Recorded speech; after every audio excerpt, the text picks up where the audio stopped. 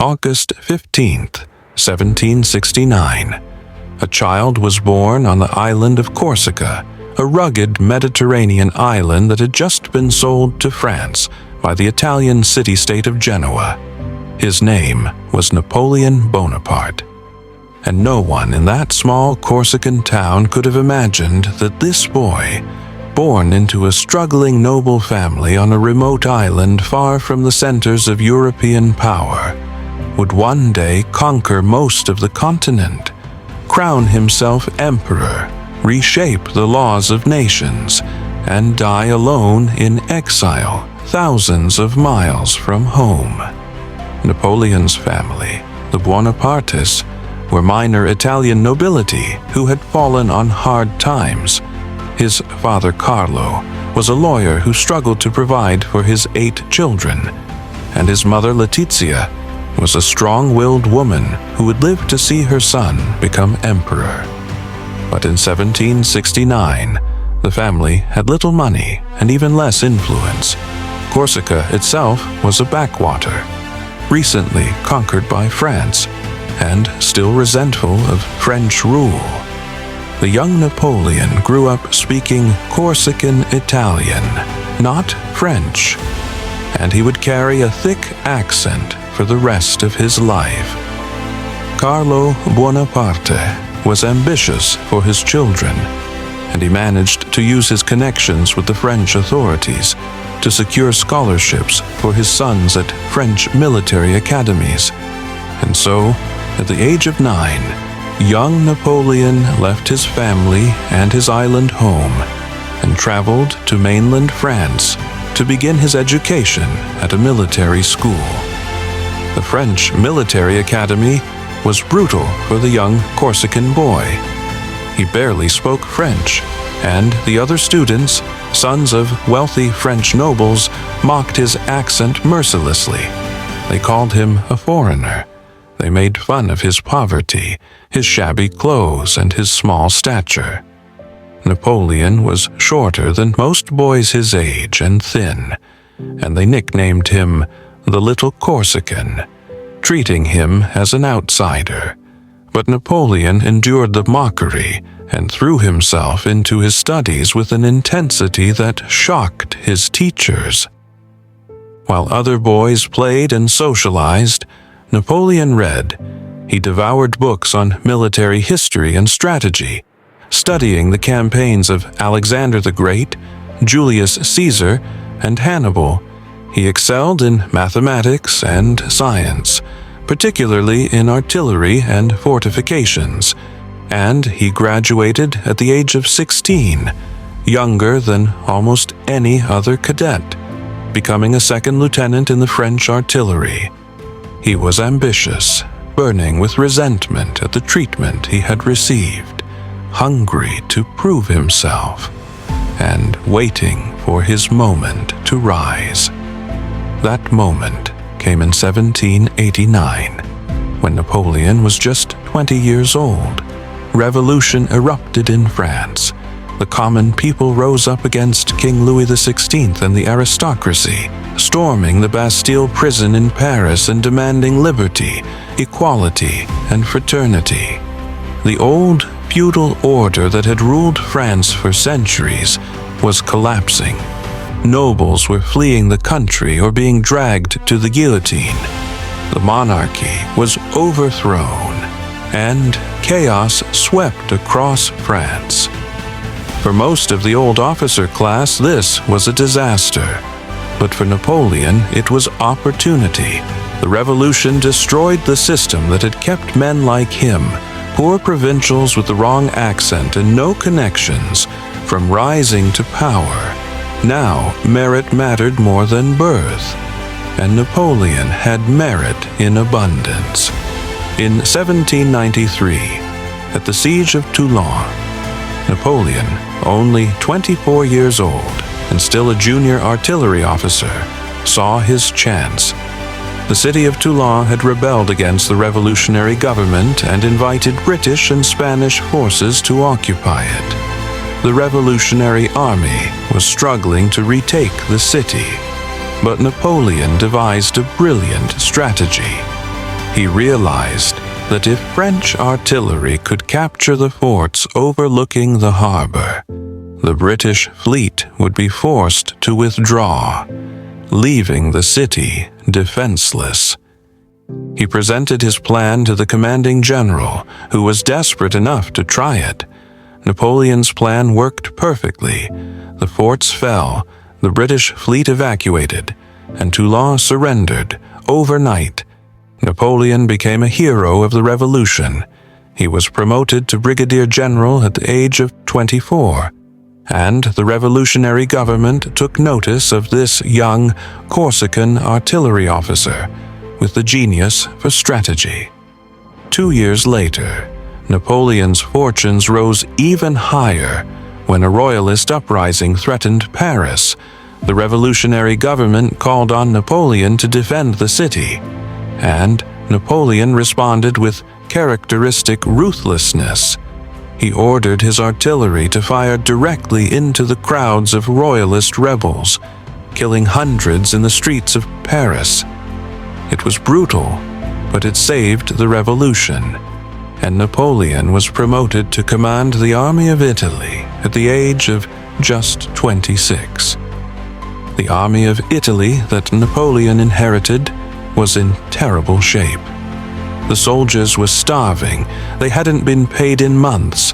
Their uniforms were in rags, their boots were falling apart, and morale was at rock bottom. They were supposed to invade northern Italy and fight the powerful Austrian Empire, but they could barely march when Napoleon arrived to take command. The soldiers expected another incompetent political appointee. Instead, they got a young general who looked them in the eye and made them a promise. "Soldiers, you are naked and ill-fed," Napoleon told them. "The government owes you much, but can give you nothing. Your patience and courage do you honor but give you no glory. I will lead you into the most fertile plains in the world. Rich provinces and great cities will be in your power. There you will find honor, glory, and riches." And Napoleon meant every single word. Napoleon invaded Italy in April 1796, and what followed was one of the most brilliant military campaigns in history. He defeated the Austrians in battle after battle, at Montenotte, at Lodi, at Arcole, at Rivoli. His tactics were revolutionary. He concentrated his forces at decisive points. He moved with lightning speed. He struck hard and never gave his enemies time to recover or regroup. The Austrian generals had no answer to Napoleon's aggression and speed. Within a single year, Napoleon had conquered all of northern Italy, defeated multiple Austrian armies, and forced Austria to sign a humiliating peace treaty. He returned to Paris in 1797 as the savior of France, the most celebrated general in Europe at 28 years old. But Napoleon wasn't satisfied. He wasn't done conquering. In 1798, Napoleon proposed an audacious plan to the French government. He would invade Egypt. Why Egypt? Because Egypt was the gateway to British trade routes to India, and Napoleon believed that by conquering Egypt he could strike at the British Empire's most valuable possession. The government approved his plan, and in May 1798, Napoleon sailed from France with 40,000 men and hundreds of ships.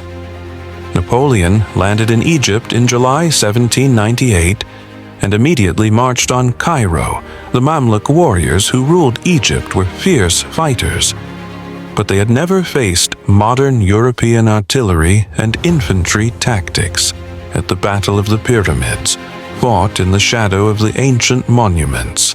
Napoleon's army shattered the Mamluk cavalry, and Napoleon entered Cairo in triumph. Standing before the pyramids, he told his soldiers, "Soldiers, From the summit of these pyramids, 40 centuries look down upon you. It was a moment of glory, but it would not last. The British Royal Navy, commanded by Admiral Nelson, found the French fleet anchored in Aboukir Bay and destroyed it completely at the Battle of the Nile. Napoleon's army was now trapped in Egypt with no way home. Cut off from France and surrounded by hostile territory, thousands of Napoleon soldiers died from disease, heat exhaustion, and attacks by local fighters. Napoleon received news from France that the revolutionary government was weak, corrupt, and on the verge of collapse.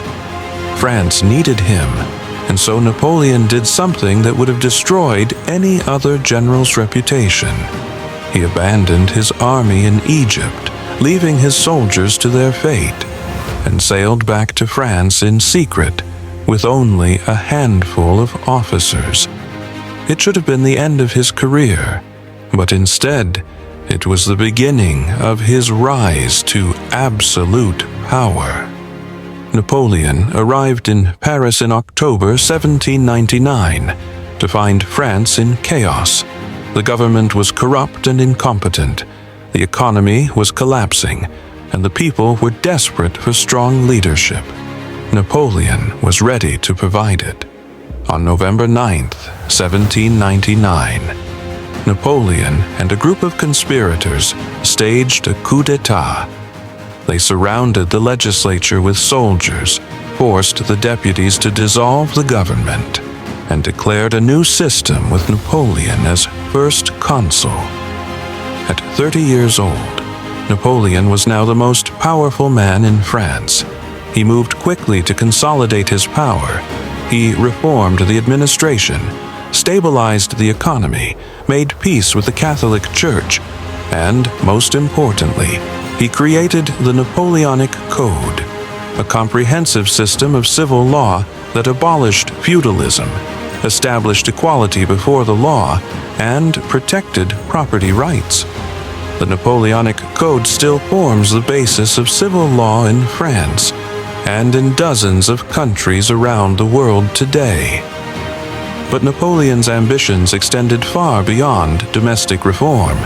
He wanted glory, he wanted empire.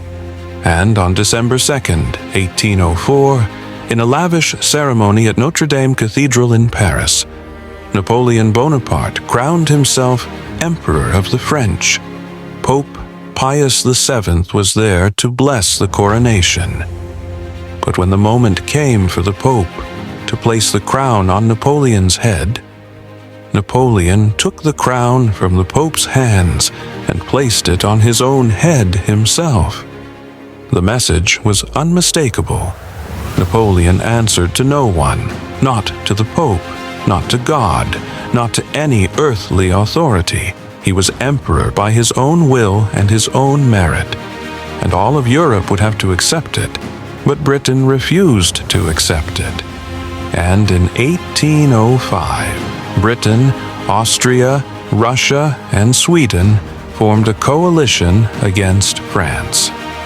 Napoleon turned his army eastward and marched into the heart of Europe to destroy the Austrian and Russian armies before they could unite. And at the Battle of Austerlitz on December 2nd, 1805, exactly 1 year after his coronation, Napoleon won the greatest victory of his career, facing a combined Austrian and Russian army of 85,000 men, with only 73,000 of his own. Napoleon was a master of deception. He deliberately weakened his right flank, making it look vulnerable. The Allied commanders took the bait and attacked with the bulk of their army, but it was a trap. As soon as the Allies committed their forces, Napoleon launched a devastating counterattack in the center, smashing through the Allied line and splitting their army in two. The Allied army collapsed. 15,000 men were killed or wounded. 12,000 were captured, and the remainder fled. Austria sued for peace immediately. It was Napoleon's masterpiece. They called it the Battle of the Three Emperors. Over the next few years, Napoleon continued his conquests. He defeated Prussia in 1806, crushing the once mighty Prussian army in a single day. He defeated Russia again in 1807, and by 1810, Napoleon controlled most of Europe. Either directly or through puppet rulers and allied kings, he had placed his brothers on thrones across the continent. The only major European power that remained outside his control was Britain. Napoleon believed he could defeat Britain through economic warfare, creating the continental system, a blockade that forbade any European country from trading with Britain. But the system had a fatal flaw. It required every European nation to obey, and one nation refused. Russia. Tsar Alexander I began ignoring the continental system, and Napoleon could not tolerate this defiance. And so Napoleon made the most catastrophic decision of his life. He would invade Russia in June 1812. Napoleon assembled the largest army Europe had ever seen, 600,000 men from across his empire, and it marched into Russia with Napoleon at its head. But the Russians had a strategy. They refused to fight. Instead, they retreated, drawing Napoleon deeper into Russia. And as they retreated, they burned everything behind them: crops, villages, entire cities. Napoleon's supply lines stretched longer and longer. His soldiers began to starve. His horses died by the thousands. But Napoleon pressed on, finally. In September 1812, the Russians made their stand at Borodino. It was the bloodiest single day of the Napoleonic Wars. The two armies smashed into each other in a brutal battle of attrition. By the end of the day, 70,000 men lay dead or wounded.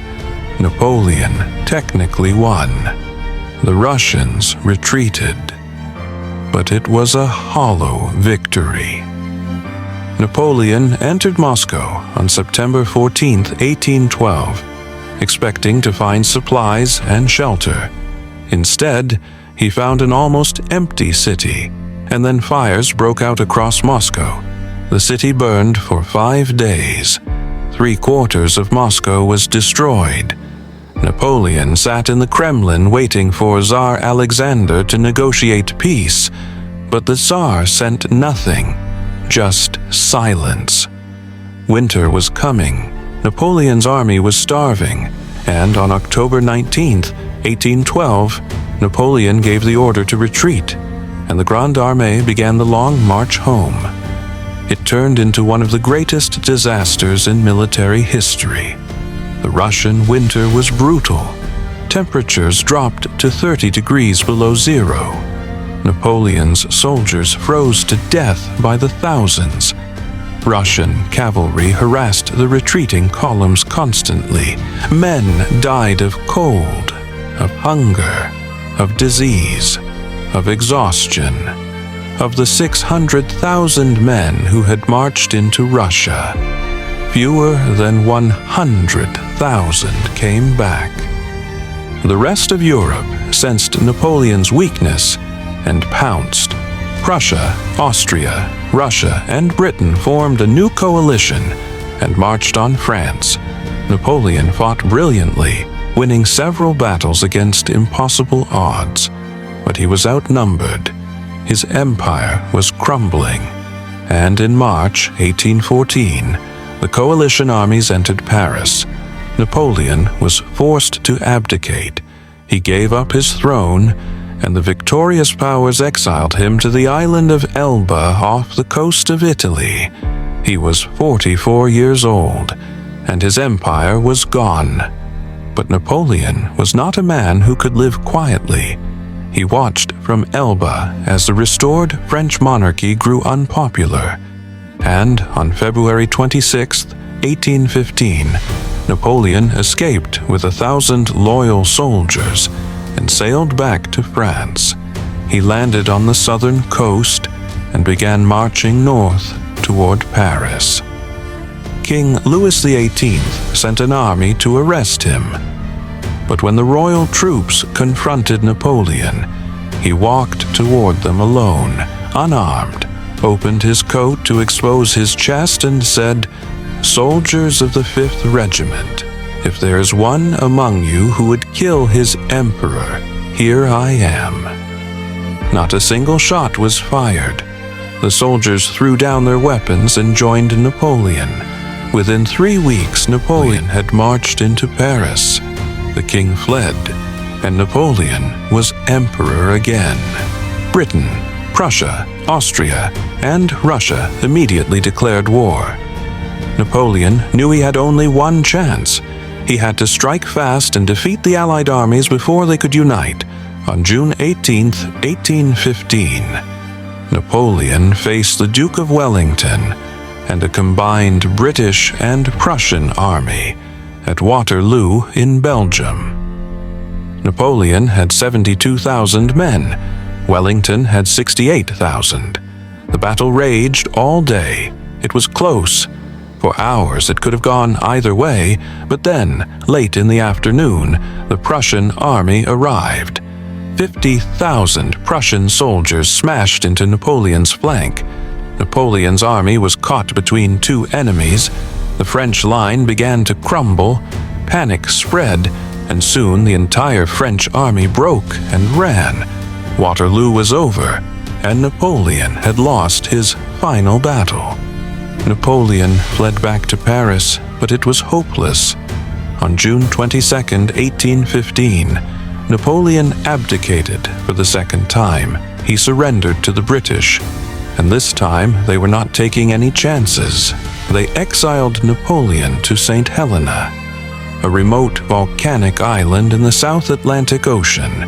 The nearest land was 1,200 miles away. It was one of the most isolated places on Earth.